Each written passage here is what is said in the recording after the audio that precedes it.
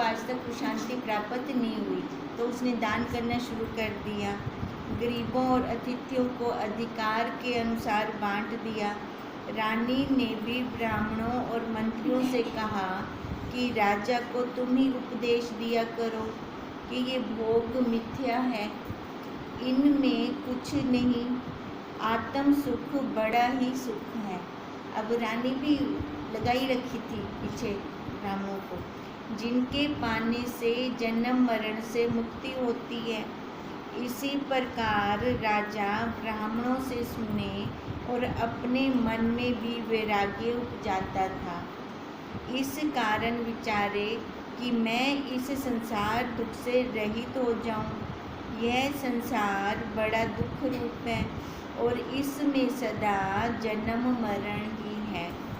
निदान राजा के मन में आया कि मैं तीर्थों को जाऊं और स्नान करूं, इसलिए तीर्थों को चला और स्नान दान करता हुआ देवता तीर्थों और सिद्धों के दर्शन करके गृह को आया। रात्रि के समय रानी के साथ शयन किया तो रानी से कहा कि हे अंगने, अब मैं वन को तप करने के लिए जाता हूँ, क्योंकि ये भोग मुझे दुखदायक जान पड़ते हैं और राज्य भी वन की न्यायी उजाड़ प्रतीत होता है। ये भोग हम बहुत काल पर्यंत भोगते रहे हैं, तो भी इनमें सुख नज़र नहीं आता, इसलिए मैं वन को जाता हूँ, मुझे ना अटकाना। अब ये किसको कह रहे हैं? रानी को। तब रानी ने कहा, हे राजन, अभी तेरी कितनी अवस्था है जो तुम वन को जाते हो? अब तो हमारे राज्य भोगने का समय है। जैसे बसंत में फल शोभा पाते हैं और शरद काल में नहीं सुहाते, वैसे ही हम भी वृद्ध होंगे तब वन को जाएंगे। अब रानी क्या कहना चाह रही है?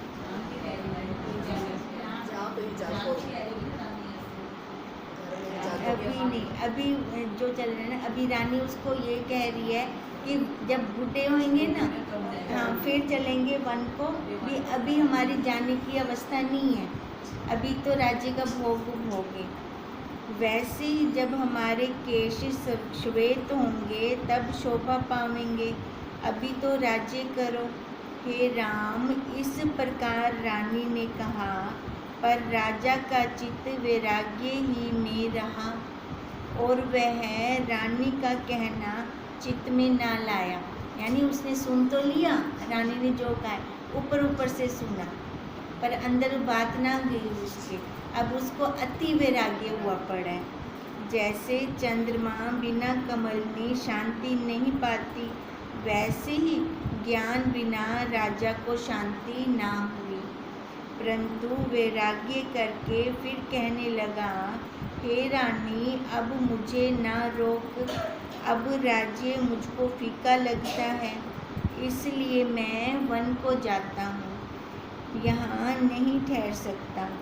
जो तुम कहो कि मैं यहाँ तेरी सेवा टहल करती थी, वन में कौन करेगा? तो पृथ्वी ही मेरी सेवा टहल करेगी। वन की विथियाँ स्त्रियाँ होंगी, मृगों के बालक पुत्र होंगे, आकाश हमारे वस्त्र और फूल के गुच्छे भूषण होंगे। जब दूसरी रात्रि हुई और राजा वहाँ से चला तो रानी और सेना भी पीछे चली। अब रानी भी उसके साथ साथ गई सेना को लेकर, और कोर्ट के बीच जब सब स्थित हुए, राजा और रानी ने विश्राम किया, जैसे भंवरा भंवरी सोते हैं, और सेना और सहेलियां भी सब सो गई। सब पत्थर की शिला सादृश निद्रा से जड़ हो गए। जब आधी रात्रि व्यतीत हुई तो राजा जागा और देखा कि सब सो गए हैं। निदान शैया से उठ रानी के वस्त्र एक ओर करके और हाथ में खड्ग से लेकर निकला, जैसे खीर समुद्र से विष्णु भगवान लक्ष्मी के पास से उठते हैं, वैसे उठ सब लोगों को लांघता हुआ कोर्ट के दरवाजे पर आया तो देखा आधे मनुष्य जागते थे और आधे सो गए थे। उन्होंने जब राजा को देखा तब राजा ने कहा, द्वारपालों, तुम यहीं बैठे रहो।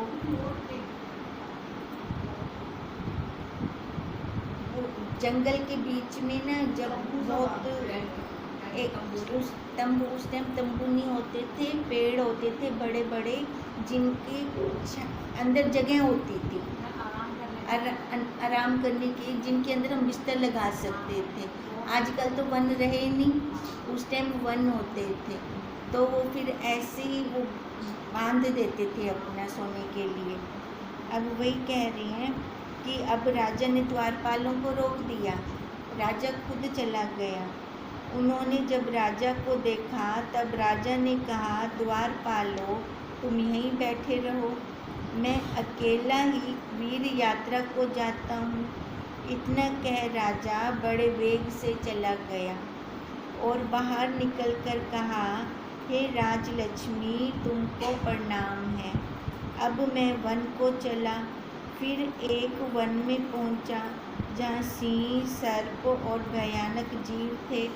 उनके शब्द सुनता आगे चला तो उसके आगे और वन मिला, उसको भी लांघ गया। 8 पहर चलकर राजा एक जगह जा पहुंचा। जब सूर्य उदय हुआ तब स्नान करके संध्या आदि कर्म किए और वृक्षों के फल भोजन कर फिर वहाँ से आगे चला,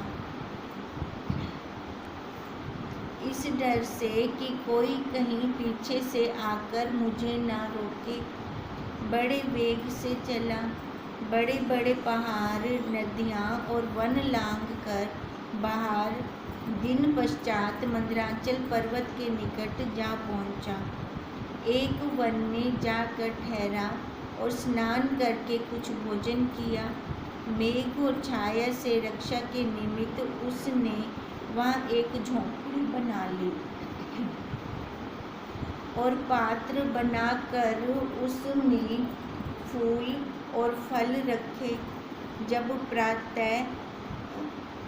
प्रातः लताओं की पूजा के निमित्त फूल चुनता था, दोपहर स्नान करके ऐसे व्यतीत करता था। जब तीसरा पहर होता तब फल भोजन करता था। चौथे पहर फिर संध्या और जप करता था। कुछ काल रात्रि को शयन करता और बाकी जप में बिताता था। अब क्या कर रहा था राजा?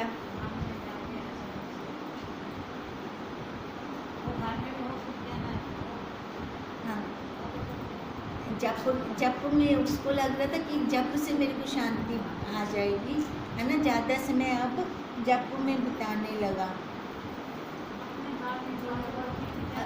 अपने हिसाब से चल रहे हैं ना।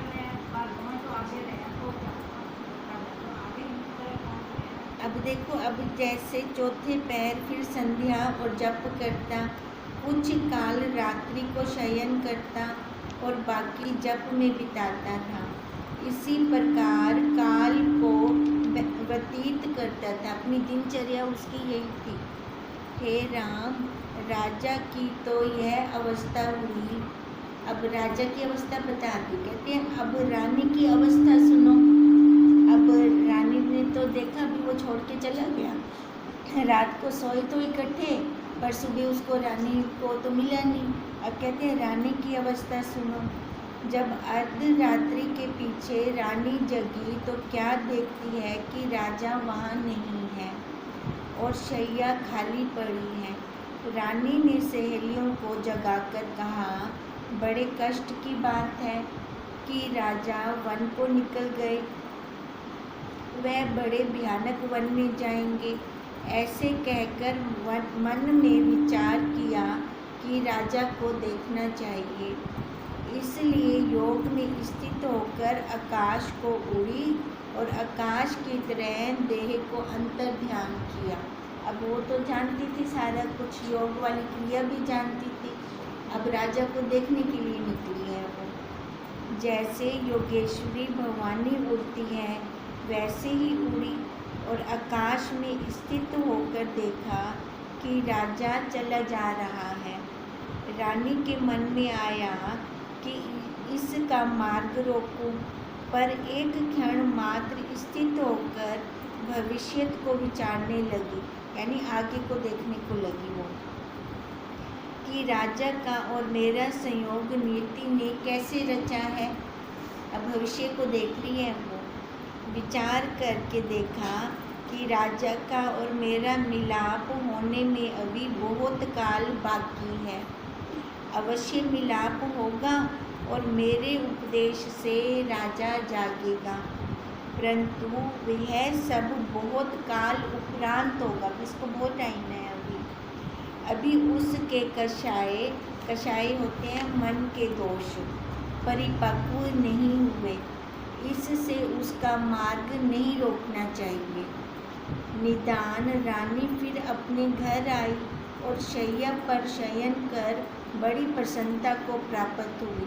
देखो, जब तक हमारा मन स्वयं नहीं लगता ना, भी अब मेरे को भी तत्व का ज्ञान चाहिए, है ना, जब तक हमारी खुद की इच्छा नहीं जगती तब तक हम ले नहीं सकते महामार्ग। अभी है ना, अभी वो क्या कर रहा है, जंगल में जाकर भी तप कर रहा है ना। तप करने से क्या होगा, अंतःकरण शुद्ध होगा। तभी रानी ने रोका नहीं ना उसको। हाँ, भी इसको तप करने दो, इसका अभी टाइम भी देर है, बाद में उपदेश लेगा भी मेरे से ही लेगा, पर अभी इसको टाइम है पड़ा। अभी अगर पहले मैं इसको उपदेश देती हूँ तो इसको लगेगा नहीं, क्योंकि मन के दोष अभी पक्के नहीं, अंतःकरण शुद्ध नहीं हुआ अभी इसका। वो रूप बदल के देगी भी। हाँ, वो घर की मुर्गी दाल बराबर वैसे ही होती है, अपने थोड़ा लगता होता है। अब यही कहती है, जब रात्रि व्यतीत हुई तब मंत्रियों से कहने लगी कि राजा एक तीर्थ करने गए हैं और दर्शन करके फिर आवेंगे, तुम अपने कार्य करते रहो। यह सुन मंत्री अपने काम करने लगे। इसी प्रकार रानी ने 8 वर्ष तक राज्य किया और प्रजा को सुख दिया, जैसे माली कमलों और क्यारियों को पालता है, वैसे ही रानी ने प्रजा का पालन किया। और उधर राजा को 8 वर्ष तप करते बीते और उसके अंग दुर्लभ हो गए। इधर रानी ने राज्य किया, पर जैसे भंवरा और ठोर हो और भंवरी और ठोर हो, वैसे ही समय व्यतीत हुआ। तब रानी ने विचार किया कि राजा अब मेरे वचनों का अधिकारी हुआ है। 8 साल के बाद भी अब इसका अंतःकरण शुद्ध हो गया है, अब इसको लगेंगे वचन। मेरे वचनों का अधिकारी हुआ है, क्योंकि अब उसका अंतःकरण तप करके शुद्ध हो गया है। इससे अब राजा को देखिए। निदान रानी वहाँ से उड़कर आकाश को गई और इंद्र के नंदनवन को देख वहाँ के दिव्य पवन का स्पर्श हुआ तो उसके चित्त में आया कि मुझे भर्ता कब मिलेगा। फिर कहने लगी कि बड़ा आश्चर्य है, मैं तो सतपद को प्राप्त हुई थी तो भी मेरा मन चलायमान हुआ है ना। देखो मन, हाँ, पता नहीं चलता ना कब चलायमान हो जाए। अब क्या कह रही है, मैं तो सतपद को प्राप्त हुई थी, फिर भी अब ये देखो, अब इतना अच्छा है कि उसको दिख रहा है, उसको पता चल रहा है, वो देख रही है अपने मन को। कहती है बड़ा आश्चर्य है कि मैं तो सतपद को प्राप्त हुई थी तो भी मेरा मन चलायमान हुआ है, तो और जीवों की क्या बात। वहाँ से भी वो चली तो आगे कमल फूल देखकर कहने लगी कि मुझे भर्ता कब मिलेगा, मैं तो कामातुर हुई हूँ। फिर मन के कहने लगी कि हे दुखदायक मन, तू तो सत्य पद को प्राप्त हुआ था, तेरा भर्ता आत्मा है, अब इन मिथ्या पदार्थों की अभिलाषा क्यों करता है। देखो अब उसको पता चल रहा है, अपने मन को समझा रही है। वो मालूम होता है कि जब तक देह है तब तक देह के स्वभाव भी साथ रहते हैं। अब पता चलता है कि जब तक देह है तो देह के स्वभाव भी साथ रहेंगे। इसलिए हम कहते हैं रोज़ झाड़ू लगना चाहिए, रोज़ सफाई होनी चाहिए, चाहे हम जितने मर्जी ज्ञान में पक्के क्यों ना हो जाएं। मन का कोई भरोसा नहीं है, कब हमें नीचे गिरा दे। जब मेरा यह हाल है तब इतर जीवों की तो क्या ही बात है। तब रानी मेघ, बिजली, पर्वत, नदियों, समुद्र और भयानक स्थानों को लांघ कर मंदराचल पर्वत के पास वन में पहुंची और देखने लगी कि मेरा भर्ता कहाँ है। समाधि में स्थित होकर उसने देखा कि अमुक स्थान में राजा बैठा तप कर रहा है और उसका शरीर दुर्लभ हो गया है। वह ऐसे स्थान में है जहाँ और जीवों की कोई गति नहीं है। बड़ा आश्चर्य है कि महाबेताल की तरह यह रात्रि को चला आया है। अज्ञान महादुष्ट है कि ऐसा राजा तप में लगा है और स्वरूप के परमाद से जड़ है। अब रानी क्या सोच रही है, भी आश्चर्य कह रही है, बड़ा आश्चर्य है। राजा तप तो कर रहा है पर स्वरूप का ज्ञान नहीं है इसको। ये देखो इसलिए कहती हैं कि जब तप यानी बर्तन मांज दे क्या नहीं रहे बनना है ना। बर्तन मांज कर साफ करके उसमें गैस पे चढ़ा के खीर बना कर खानी है, खाकर जो रस आए उसको लेना है। अब यही कह रही है रानी कि बड़ा आश्चर्य है कि अज्ञान महादुष्ट है कि ऐसा राजा तप में तो लगा है पर स्वरूप के परमाद से जड़ है। अब ऐसा हो कि किसी प्रकार यह अपने स्वरूप को प्राप्त हो, परंतु मेरे इस शरीर से इसको ज्ञान न उपजेगा, क्योंकि प्रथम तो इसको यह अभिमान होगा कि यह मेरी स्त्री है, और फिर कहेगा कि मैंने इसी के निमित्त तो राज्य छोड़ा है, एवलाव थी आ गई और फिर मुझे दुख देने के लिए आई है। अब तो उसके अंदर विचार है,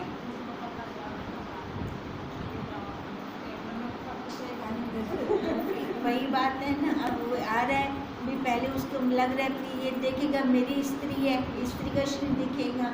अब क्या फिर कहेगा नहीं भी पीछा नहीं छोड़ दी मेरा, तो ये तक पीछो आ गई है। इससे मैं ब्रह्मचारी का शरीर धारण करूं। अब ये कौन सोच रही है, वो उसकी पत्नी, क्या नाम था उसका, चुड़ाला। ऐसा विचार करके उसने शीघ्र ही ब्रह्मचारी का शरीर धारण किया। हाथ में रुद्राक्ष की माला, करमंडलू और गले में मृग छाला धारण किया। जैसे सदा शिव के मस्तक पर चंद्रमा विराजता है वैसे ही सुंदर विभूति लगा और श्वेत यज्ञ उपवीत धारण कर पृथ्वी के मार्ग से राजा के निकट जा पहुंची। राजा उसे देखकर आगे से उठ खड़ा हुआ और नमस्कार कर चरणों पर फूल चढ़ाए। फिर अपने स्थान पर बिठाकर कहने लगा, हे देवपुत्र, आज मेरे बड़े भाग्य हैं जो आपका दर्शन हुआ। कृपा करके कहिए कि आप किस लिए आए हैं। देवपुत्र बोले, हे राजन, हम बड़े बड़े पर्वत देखते और तीर्थ करते आए हैं, परंतु जैसी भावना तुम में देखी वैसी किसी में नहीं देखी। तुमने बड़ा तप किया है और तुम इंद्रिय जीत देख पड़ते हो। मैं जानता हूँ कि तुम्हारा तप खड्ग की धार सा तीक्ष्ण है, इससे तुम धन्य हो, तुम्हें नमस्कार है। परंतु हे राजन, आत्मयोग के निमित्त भी कुछ तप किया है कि अथवा नहीं किया? तब राजा ने जो फूलों की माला देव पूजन के निमित्त रखी थी वह देवपुत्र के गले में डाली और पूजा करके कहा, हे देवपुत्र, तुम ऐसों का दर्शन तो दुर्लभ है और अतिथि का पूजन देवता से भी अधिक है। हे देवपुत्र, आपके अंग बहुत सुंदर देख पड़ते हैं, ऐसी मेरी स्त्री के अंग थे। नख से शिखा पर्यंत तुम्हारे वही अंग देख पड़ते हैं, परंतु आप तो तपस्वी हो और आपकी मूर्ति शांति के लिए हुई है। अब कह रहे हैं कि आपकी मूर्ति शांति के लिए है। आखंड मतलब क्या है? वो तो अशांत ही क्लेश मचेंदी है। मैं कैसे कहूँ कि तुम वही हो? इससे हे देवपुत्र, आप किसके पुत्र हैं, यहाँ किस निमित्त आए हैं और आगे कहाँ जाएंगे, यह कहकर मेरा संशय निवृत्त कीजिए। अब देखो, रानी भी तो अच्छी थी ना, रूप बदल गई। अब चाहे भले उसको रिजेंबल लग रही है, मेरी पत्नी की तरह है इसका, पर उसने पहचाना तो नहीं ना उसको भी। वो थे कि भी थी सकती है, तो थी नहीं सकती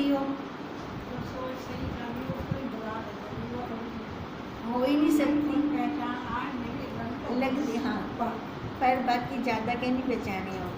तब देवपुत्र ने कहा, हे राजन, एक समय नारद मुनि सुमेरु पर्वत की कंदरा में, जहाँ आश्चर्य के देने वाले वृक्ष मंजरियों, फूलों और फलों से पूर्ण थे और ब्राह्मणों की कुटी बनी हुई थी, समाधि लगाकर बैठे।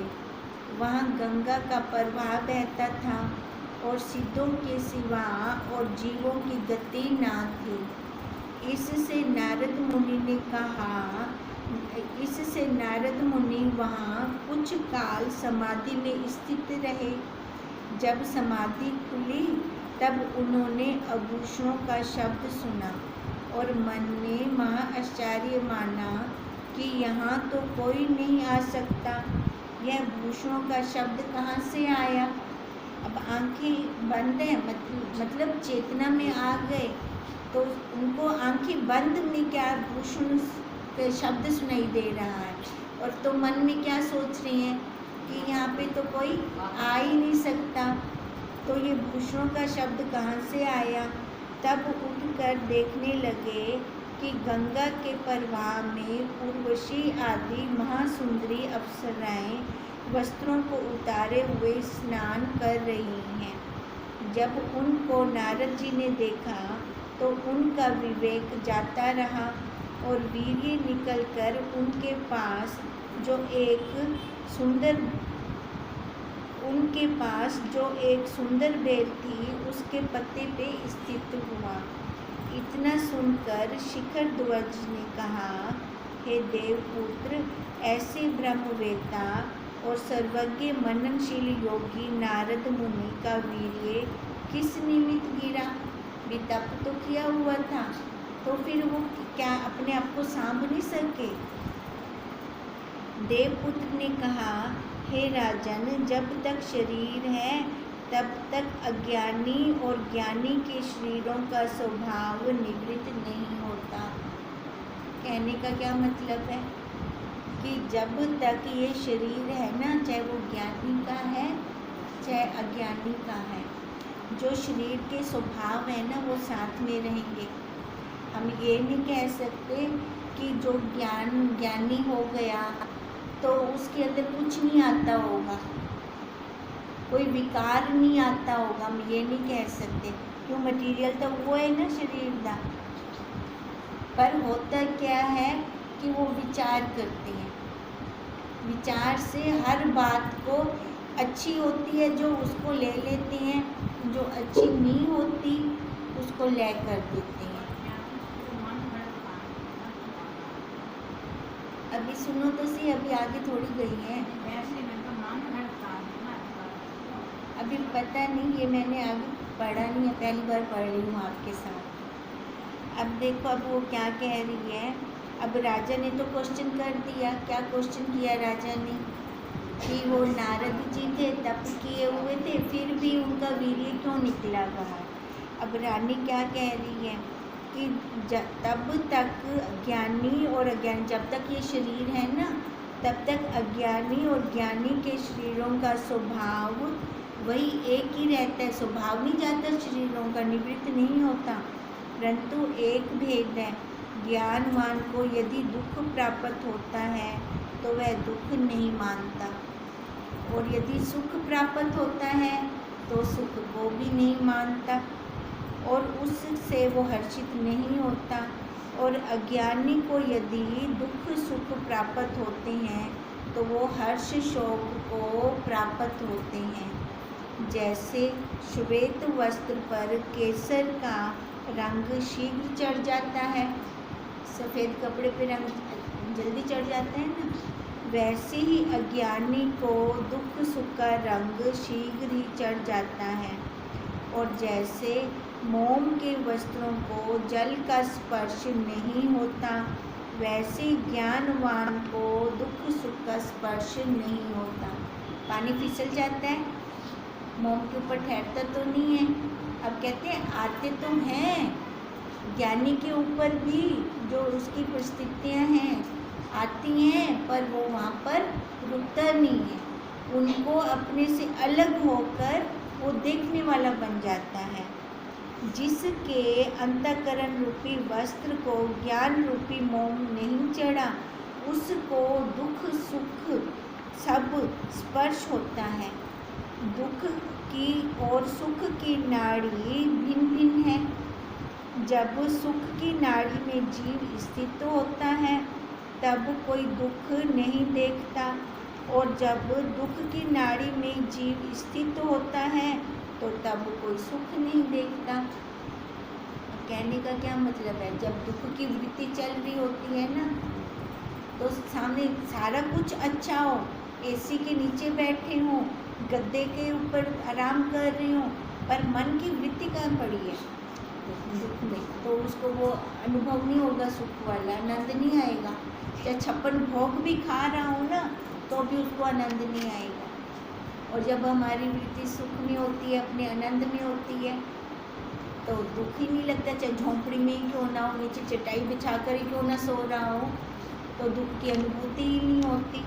अब वो यही कह रही है कि कोई सुख का स्थान है और कोई दुख का स्थान है, और ज्ञानी को एक आभास मात्र दिखाई देता है, उसे बंधन नहीं होता, ना सुख में ना दुख में।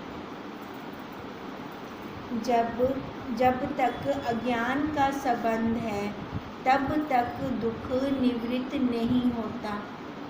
जब राजा ने कहा कि वीर्य जो गिरता है सो कैसे निवृत्त होता है, देवपुत्र ने कहा, हे राजन। अब देखो राजा अपने प्रश्न पे अटका पड़ा है, रानी जो उसको बोल रही है ना, वो मुझे समझ कहनी होंदा पाया, और उनको बुला अपना प्रश्न उन्हें उत्ते रखे।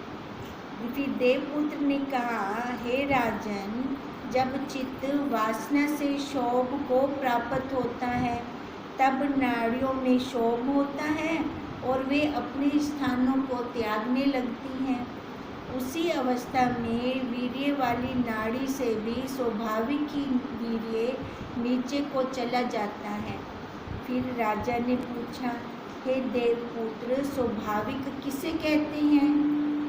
देवपुत्र ने कहा, हे राजन, आदि शुद्ध चैतन्य परमात्मा में जो स्फुरण हुआ है, उस क्षण मात्र शक्ति से उत्थान से परपंच बन गया। इस